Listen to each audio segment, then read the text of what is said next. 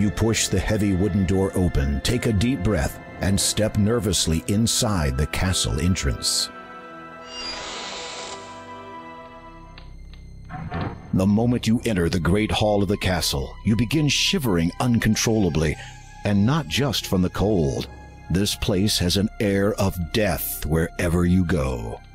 As if creeping around this huge castle was not enough, knowing full well that an undead creature resides here would unnerve even the most stout-hearted of adventurers, you feel desperate to get what you came for and anxious to leave as quickly as possible.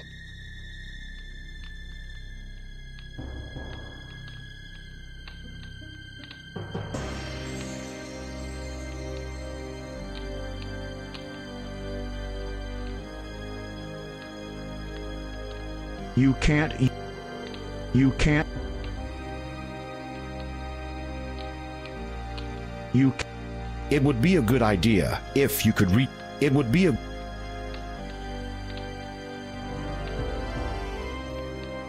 You feel it, expecting them to be...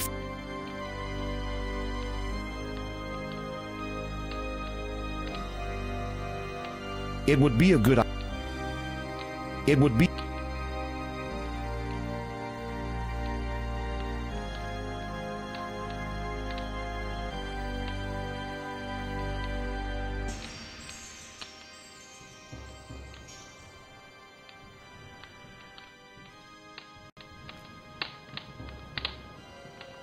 You take the shovel into your possession.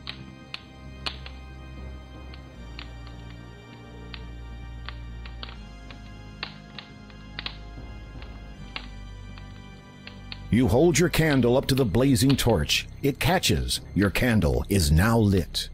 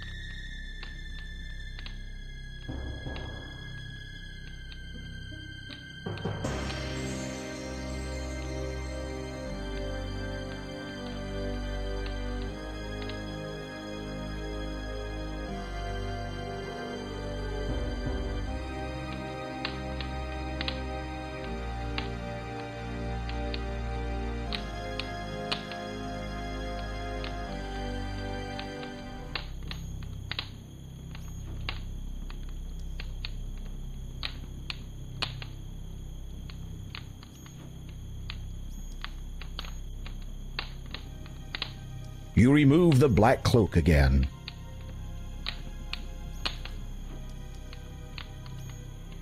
The lid of the beautifully carved coffin is closed.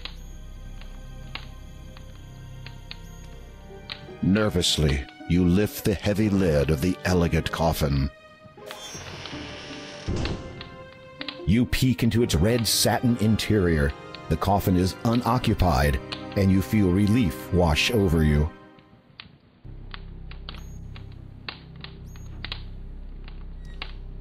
As you prepare to look inside the coffin, King Graham, I presume. You turn on your heel. There, blocking the only exit from this dismal room, stands the Count. His skin is pale, his eyes jet black. He wears a black cloak nearly identical to the one that you possess. You know me? Ah, yes indeed. Sister Hagatha alerted me to your arrival, dear King.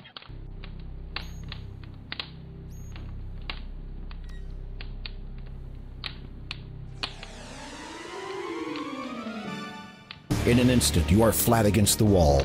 The Count has you pinned so well you can't move a muscle, much less put up a defense.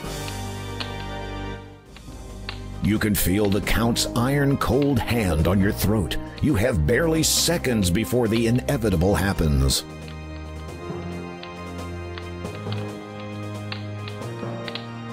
With difficulty, you manage to loosen the ruby ring from your finger and drop it to the floor. The Count's eyes dart to it quickly, then flash angrily back to you. Where did you get that? The elderly woman who lives in a house to the south of here, near the beach. She gave it to me for helping her.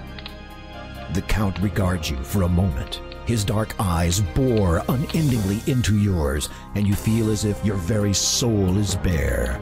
What do you know of her? She is not well. I know! Do you think I am not aware of that? You are sweating profusely. Hopefully this vampire doesn't find the odor appetizing. Night is the most dangerous of times for my mortal family. I have kept constant vigil over my wife for many years, so that from the darkness, no harm would come to her. When her time comes, we will be together forever. I think tonight will be the night. I have seen her this very eve. I did what I could to help her, but I do not think it was enough.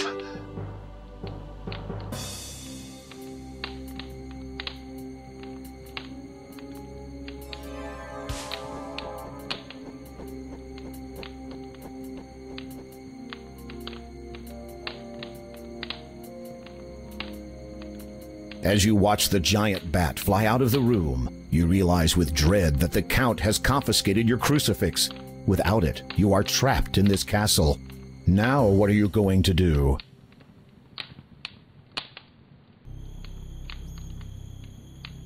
You peer into the ornate coffin. Finding it unoccupied, you see that the interior is lined with shiny red satin. At long last, you have located the final gem, the Death Gem.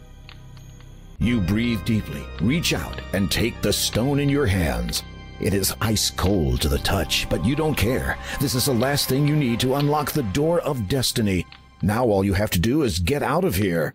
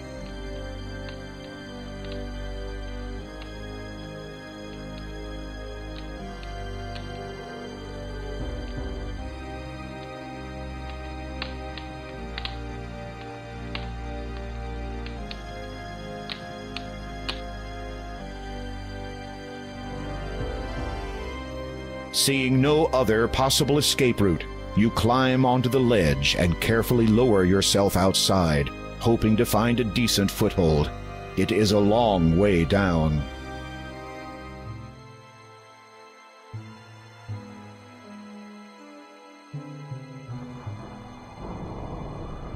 You are way.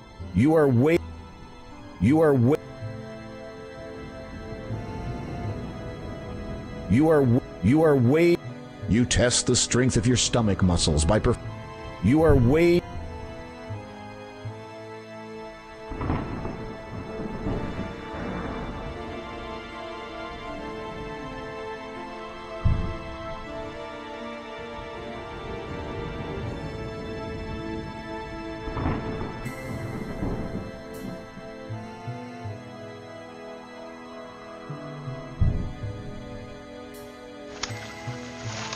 Suddenly, you hear a switching noise in your ear.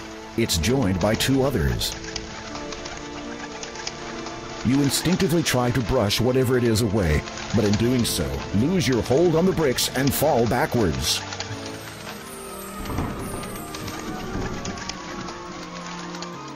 Time slows as you fall, and your world turns black. When I saw you, I knew it was true.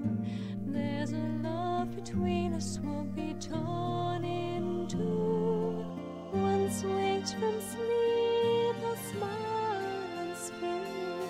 We'll open a door forevermore.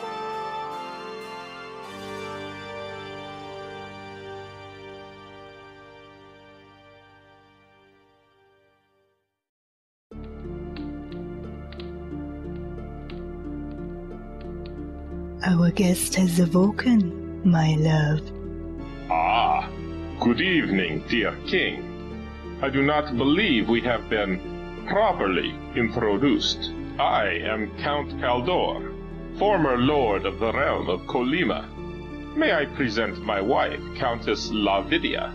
A pleasure to see you again. In gratitude to you for alerting me to my wife's grave condition, I took the liberty of preparing you a dish. I thought you might be hungry after your harrowing adventure at my window. You will forgive us if we do not join you. Our tastes differ from yours, do they not, my darling? You shudder to think what different tastes actually means, but for some reason you note that you can no longer hear any rats squeaking in the distance. Indeed, so much to become accustomed to. You shall have all the time that the world has to share to grow accustomed to such things. Well, perhaps 30 years. Should the father locate the item by then, there might not be enough world left for anyone afterwards. Has this father to do with why you frequently went abroad, always with that cloak of yours? Most certainly. But I think that my affiliation with him and his association has come to a close. My obligations to them took me away from my beloved too often. I do not wish to repeat that mistake. You are forgiven, my love. Their attention, which seemed to have wavered momentarily, now redirects back to you. Well, well, well. What to do with this one? What were you going to do with him? Kill him. I had quite clear instructions from Hagatha, who had apparently received them from the father himself. But if you are not, as you say, affiliated with his association anymore... They both share a knowing smile. Tell us, King Graham, why are you here in Colima? You take a deep breath, trying to ignore the fact that you are the only one capable of doing so, and relate your story of the vision in the magic mirror and your quest to find the 3 gems of nature. The Count and Countess exchange cryptic smiles. Romancing the stones. Indeed. Obviously, that was a private joke, as you did not understand it. So you search for the one with which you would share the rest of your life. On that I cannot fault you, nor on your intentions here. Therefore, I can forgive the trespassing. However, there is the matter of the dark gem you wish to remove from my castle.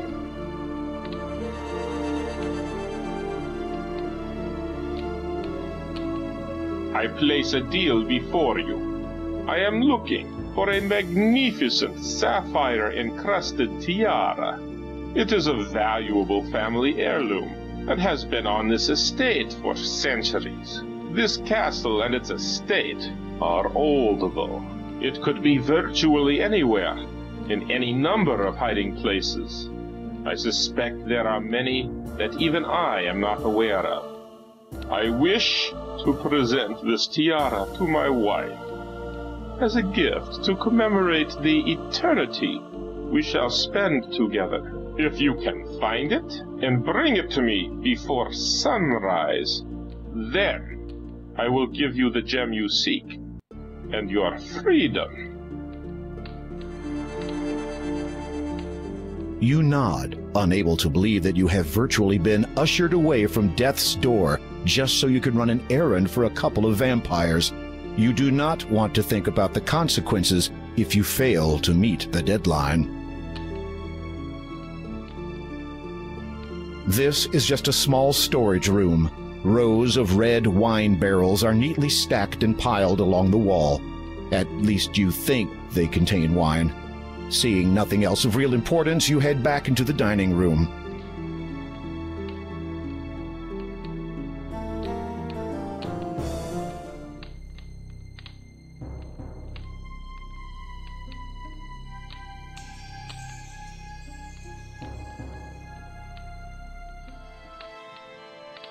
You see a young woman sitting on the dusty floor. She has a book in her lap entitled Little Red Riding Hood. I wish I could read this story. All the pretty words. The book tells the story of a young girl who met a wolf in the forest. The young woman's head snaps up. Her black eyes drill into your own. You gasp as you realize you are looking at yet another vampire. Just how many has the count made tonight? The young woman's lips transform from hungry to, fortunately, pleasant recognition. So you are the guest of my grandfather's house. I was hoping I would meet you again. The woman is startlingly beautiful, but in an eerie, unnatural way. You find yourself unable to speak for a moment. She does look somewhat familiar, but from where? Oh, my handsome gentleman does not recognize me? Should I? You remember the basket, the soup? With a start, you recognize the young woman. She's grown and matured considerably since you last saw her. The little girl, Possum, has been transformed completely into this. She has traded her small ruby cloak for a dazzling satin robe of the same color. Are you unhappy with my appearance? No, it's just that you have me at a disadvantage. I do not know your real name. Anastasia. A beautiful name. Yes, 'twas one of the few things my parents left me before they died. They're probably buried somewhere on this island, as a matter of fact. What do you seek here? You explain your so far unsuccessful attempt to locate the tiara. The young woman looks thoughtful for a moment, then suddenly snaps her fingers. A discarded pile of books shift aside from the floor, and a single black book is revealed underneath. She appraises the black book with indignant incomprehension, then holds it out towards you. You take the book from Anastasia's hand. I do not suppose that has anything to do with it, but it must be about something important.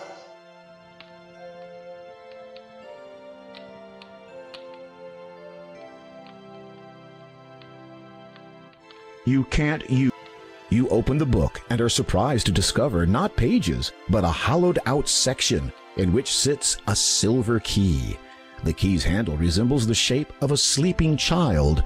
There also appears to be something written on the back cover of the book.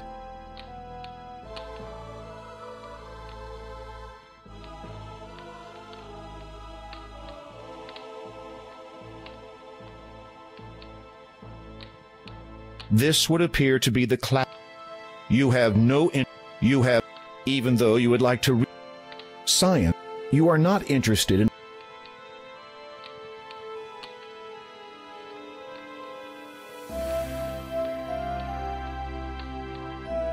You don't have time.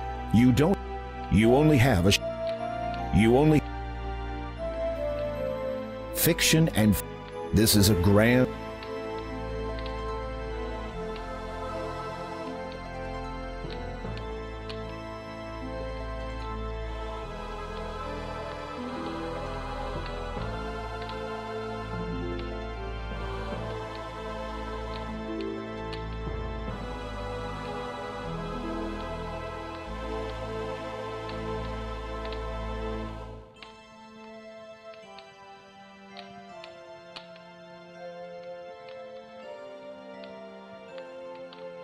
In the hollow, you can see that the inside back cover has been written on. Some words have been scrawled onto the paper. They are faded, but still mostly legible. The writing scrawled on the back cover reads, "If treasure you seek, dear to my heart, tales of fiction is where you must start. Find first the beauty with stepsisters too, then visit the huts that the big bad wolf blew. The girl with no flock will usher your way to the little old man who spins gold out of hay. Those two star-crossed lovers shall be your last guide. They'll lead you to riches that pirates did hide. What you earnestly seek shall now truly be yours, though get it part wrong, and you'll be greeted by Mars."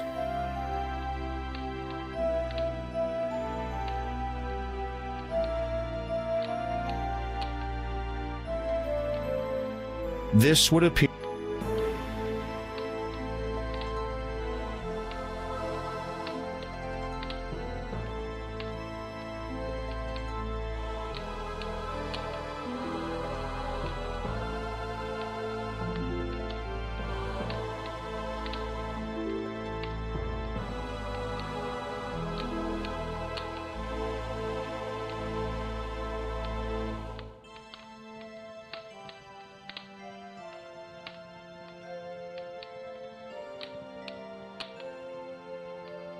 Cinderella.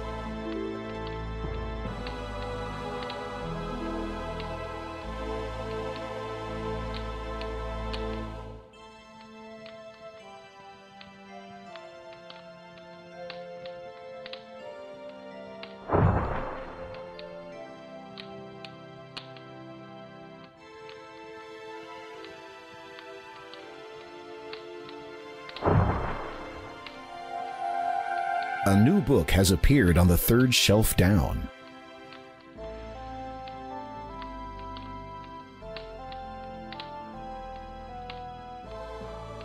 You've located the correct book. You pluck it from the shelf and read its title, Treasure Island. What is this? There seems to be a lock binding the cover shut. The keyhole requires a small, thin key.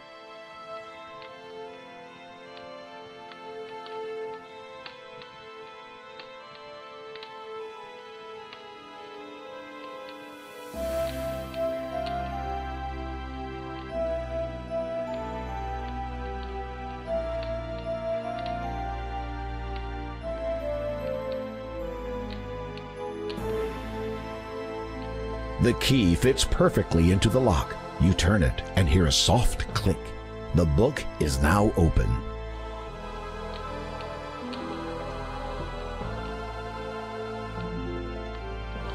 Skimming through the book, you find that a map has been sketched onto the last page.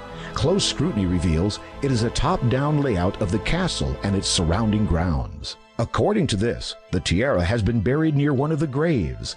You shudder, hoping that this is not going to be a case of digging all night while trying to avoid unearthed zombies.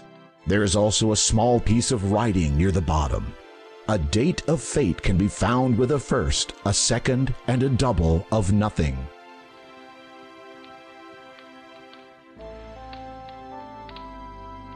I wish only one thing as payment for helping you find that book. Of course. Would you be so kind as to take this bracelet and place it on my mother's grave? I believe she wanted me to have it while I was alive. Now, it seems no longer appropriate to keep it. Thank you. I must retire now. It will not be long before sunrise. Good night, Graham. Good night, Anastasia.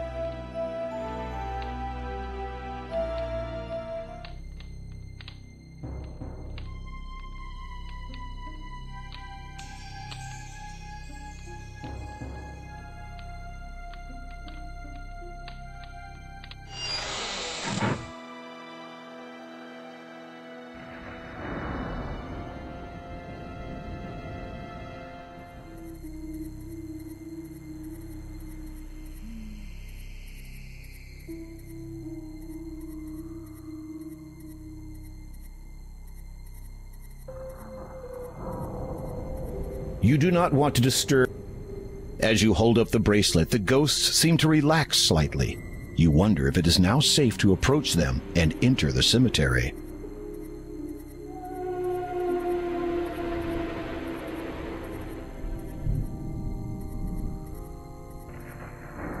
Lord Herbert and Lady Lillian, 1646 to 1668, loving parents of Anastasia, beloved son and daughter-in-law of Count Caldor and Countess Lavidia, our enemies be warned, their untimely deaths shall be avenged.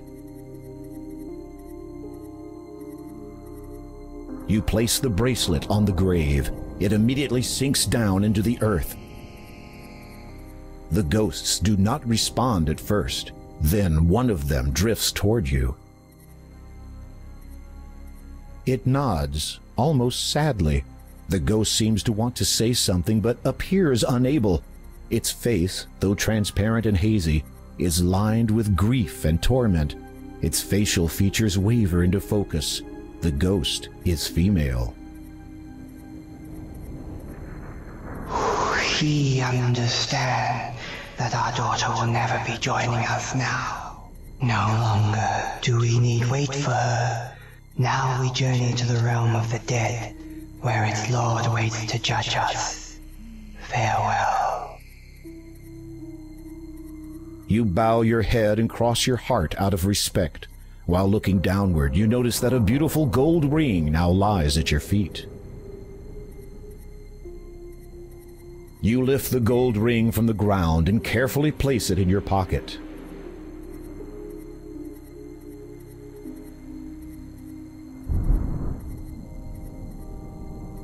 Lord Herbert,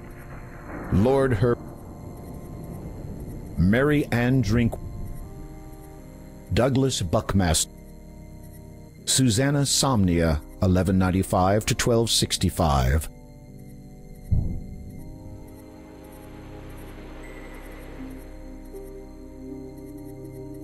Blackadder, Blackadder, with many a cunning plan, Blackadder, Blackadder, you horrid little man. BBC, 1983. Samuel You Believe, 1255 to 1300. Tombs and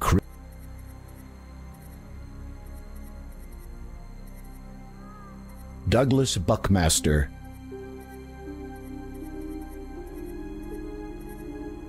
Kitty, 1500 to 1510. This cemetery is tombs and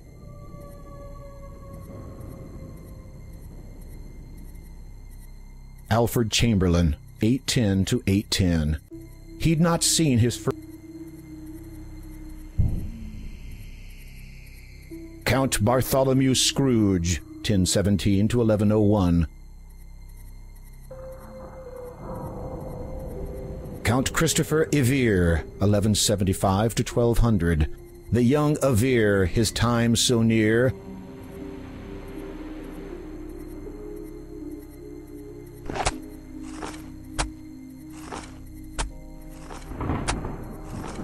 You stop digging when your shovel hits something hard.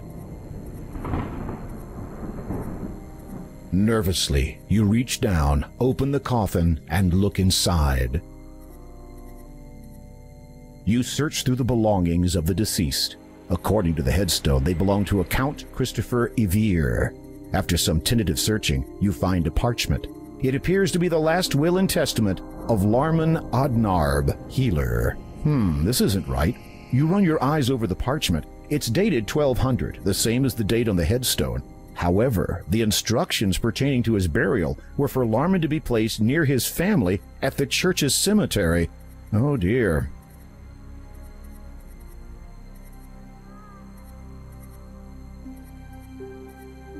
Among the items in this grave is a parchment containing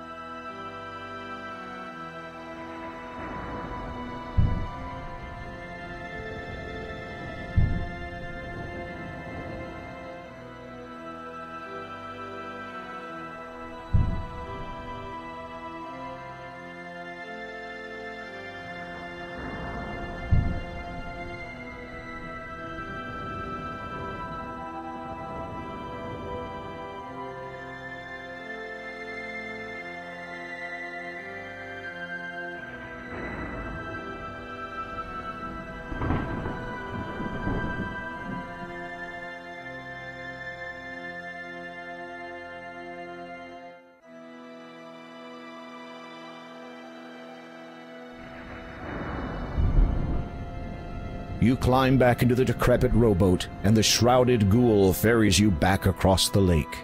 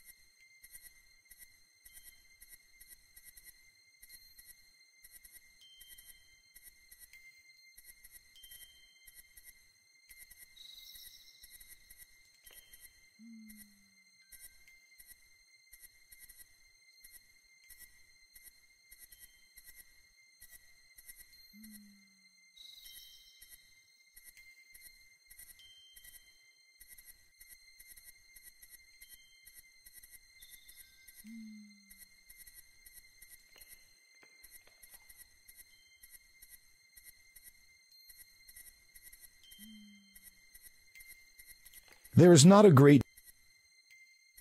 This water... This water... This water... You put... You feel... You feel quite relaxed in this. You have no...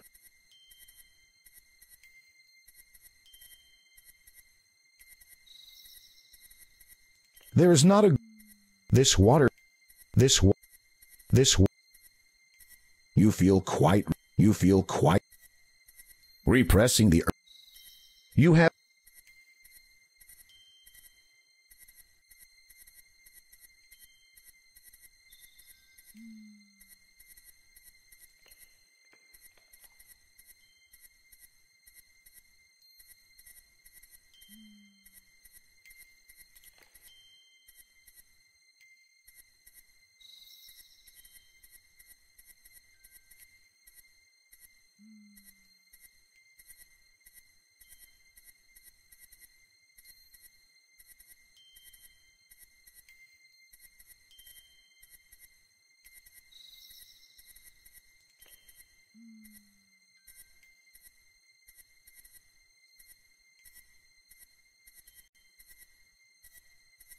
You tug forcefully at one of the reeds until it finally breaks free. You put it away and carry it with you.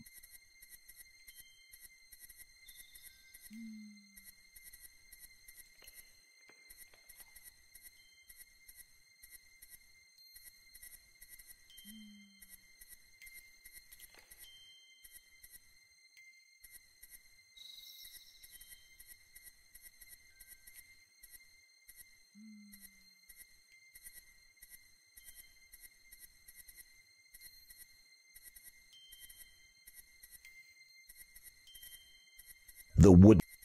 You'll need to walk around.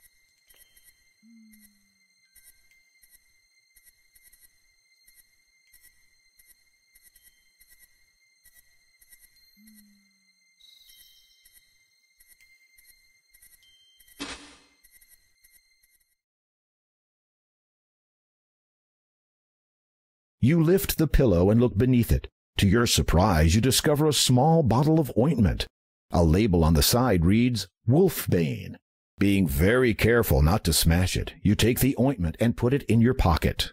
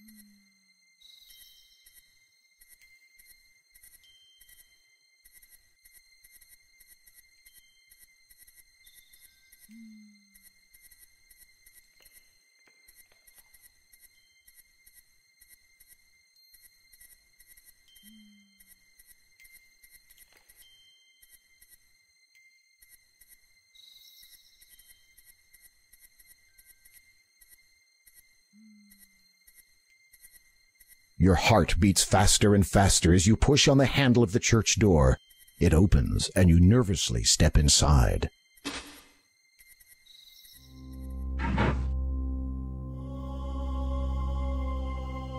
You look over the book. It is a journal written by Lowolf, head monk of the Church of Kalima. Flipping through it, you see a paragraph with a name you recognize.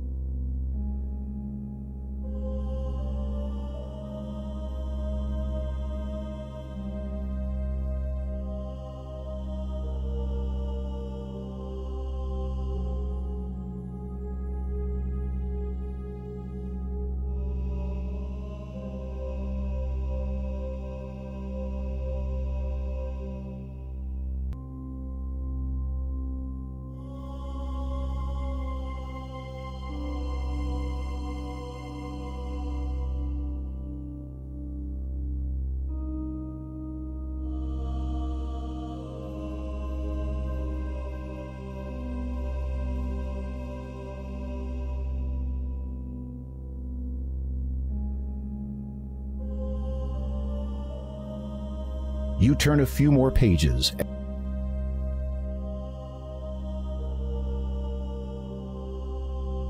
The journal largely contains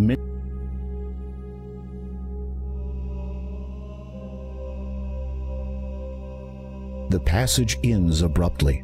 Though there are many pages left to be written on, it is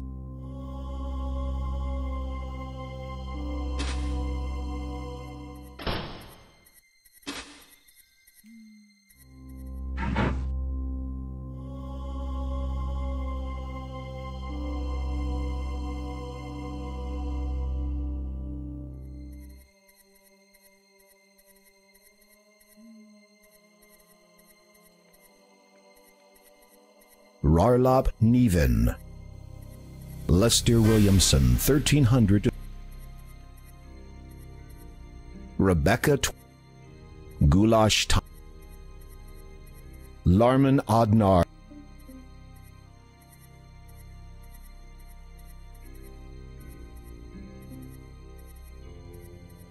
digging yourself. You have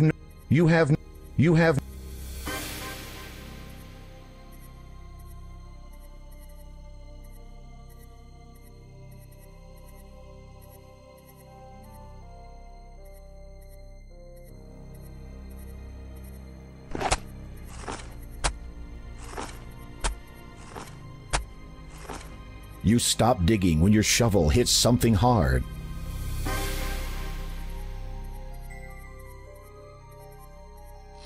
With bated breath, you open the box. There it is, the tiara. As you retrieve the tiara from its final resting place, you let out a loud, relieved sigh. You feel as if the coming sunrise will be the most glorious sight you will ever behold, considering how close you were to never seeing another again. Now don't delay, you still have to get it back to the castle.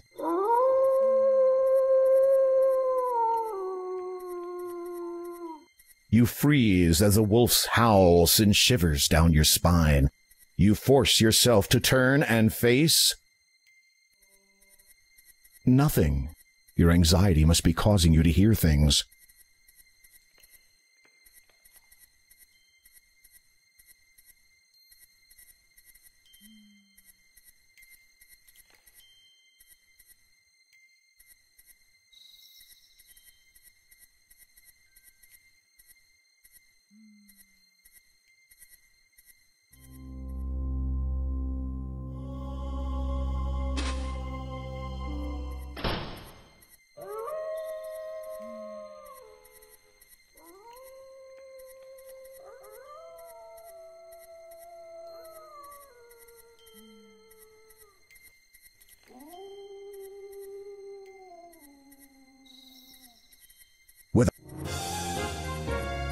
You rub the wolfbane ointment all over your skin.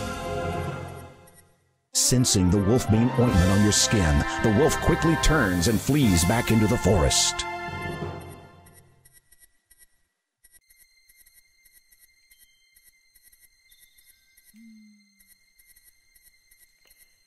The wolfbane ointment has worn off.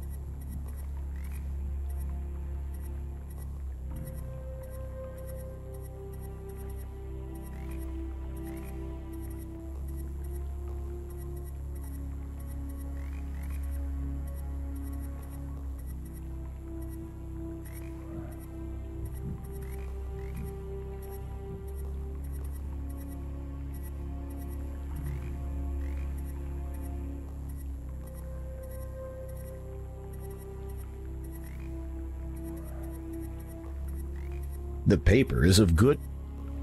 You read the Bible page again, seeking not well without night, sleeping while sun shining white. You read the Bible page again, seeking not well without night, sleeping while sun shining white.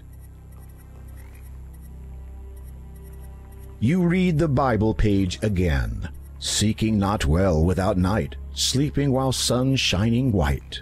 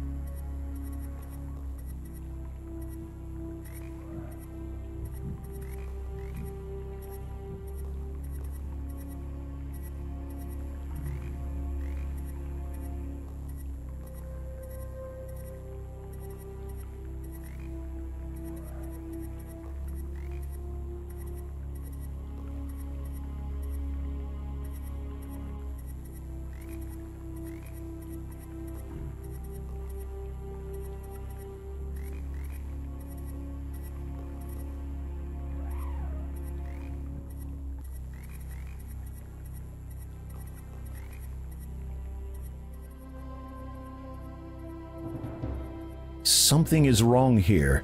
There is no boat, no boatman, and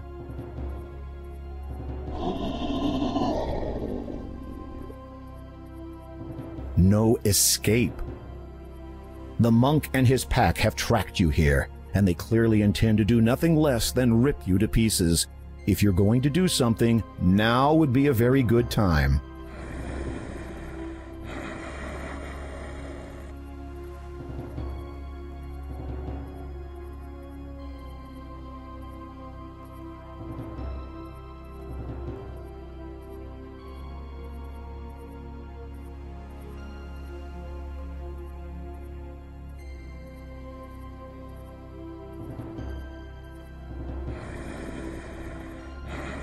Very carefully, you bend down and soak the tip of the needle in the foul, toxic water.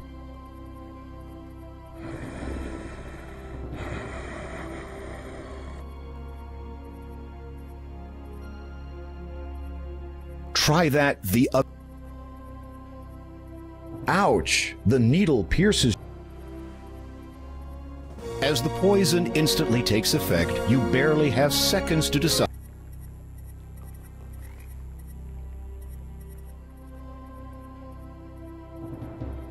Something.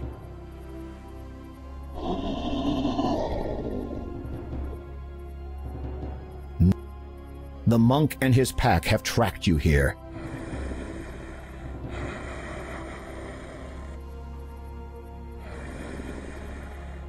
Very carefully, you bend down and soak the tip of the needle in the foul, toxic water.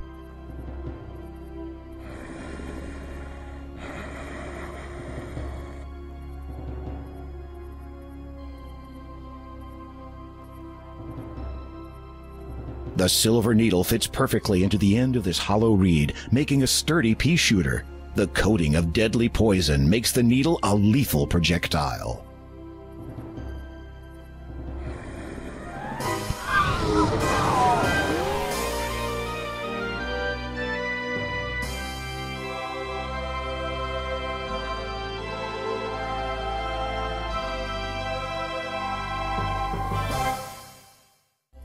I see you have met the Brotherhood of the Pack. Where were you? Detained. A man who had assumed your appearance boarded my boat. When we reached the other side, I perceived the flaws of his disguise and dispatched him instantly. The Count has been wary of the Brotherhood of the Pack for many years now. In obtaining what he asked for and ridding this land of their leader, you have served him doubly well this night.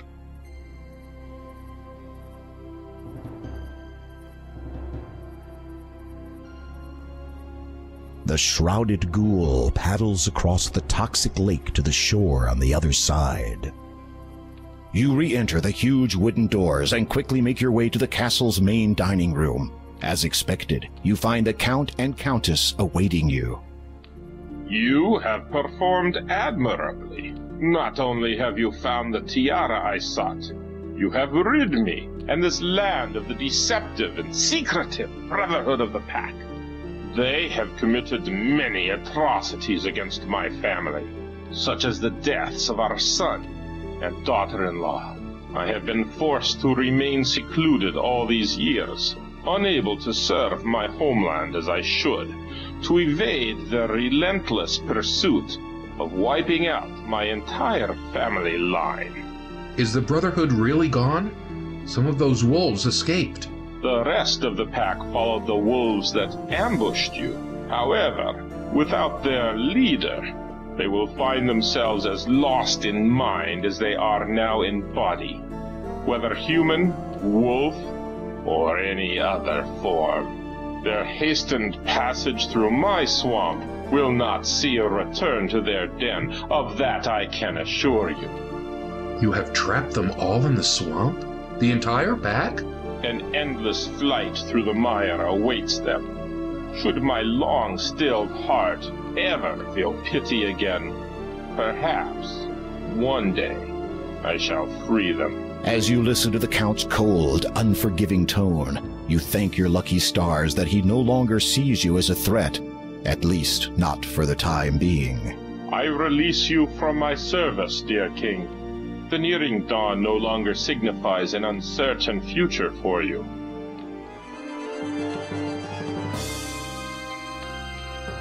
You take the death gem.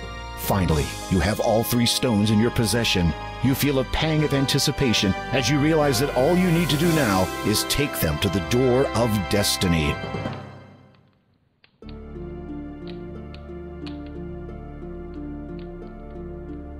I wish you the best, dear king. A word of advice, King Graham. Once you have found the lady you seek, protect her with all your strength. Never leave her side, and place no importance above that of her well-being. Give your life for hers if it should ever come to that. Love can last an eternity, but your loved one can be lost in an instant. Heed those words, my king, and farewell.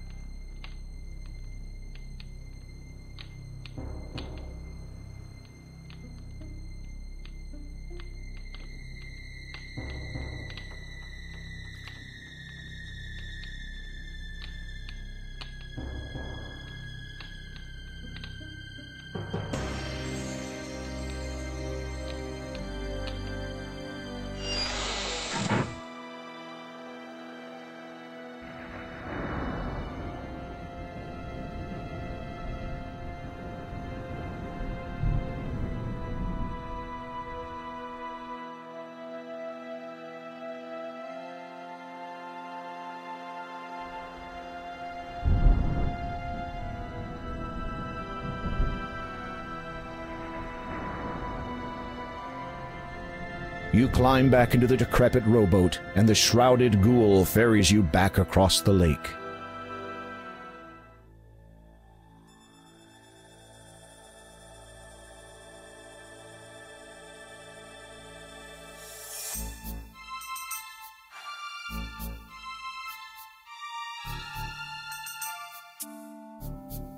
He did what? Well, it would appear that our Count's loyalty was to be questioned after all. Kaldor has decided to leave us, now that he again has his wife at his side. No one has ever left my service before. Yes, Father, it is most regrettable. It is unthinkable! Yes, Father, it is quite unthinkable. unthinkable. It is up to you then, Sister Agatha. Yes, Father, it is, pardon? You will have to deal with it yourself. If Graham dies abroad, the crown will pass to me. And with it, the item will be known to me at long last. Father, are you sure? It is an ancient legend. It does exist, and I will find it. Do you hear me, Agatha? Graham is not to return to Daventry alive.